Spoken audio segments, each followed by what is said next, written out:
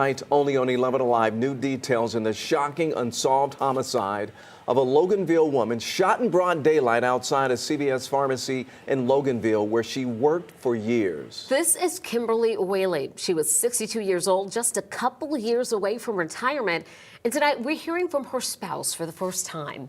11 Alive's Cody Alcorn joining us live in Loganville tonight outside of the CVS on Atlanta Highway. Cody, we understand Kimberly's spouse is really frustrated here knowing her killer is still out there.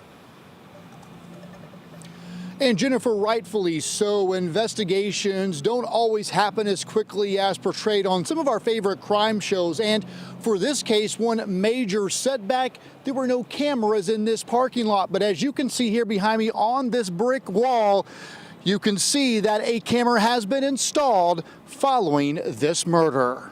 Friday, November 14th, 2025, Kimberly Whaley. She worked in the drive-thru. Left for her job where she worked for 7 years. She went above and beyond at her job and made, people feel like family. As a pharmacy technician. We lived 10 minutes from that store. The Loganville CVS on Atlanta Highway. Kimberly's spouse, Owen Whaley. She was supposed to be at work at 2. She left at 1:45 and she was shot at 1:55. Next to her vehicle, shot in the head. Kimberly never made it inside the building. She wasn't robbed. He didn't take anything from her.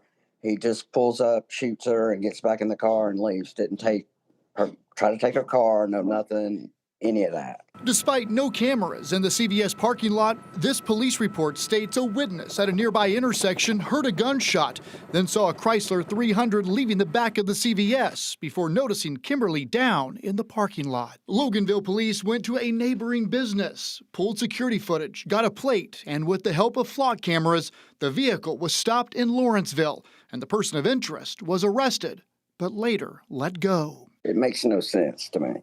More than 2 months later, she was a very loving, compassionate person. Owen says it hasn't gotten any easier. It takes me a minute when I wake up to realize she's not here. It's like it takes me a minute because, when you 18 years and you spend the majority of your time with someone, and she was my wife, my best friend. I mean, we told each other everything. It's, it's hard. It's really hard. Owen says the couple plan to move to Florida following her retirement in just a couple of years, but this senseless tragedy has robbed them of those golden years. Story there, Cody. You mentioned really quickly that the person of interest was let go. Do we know why?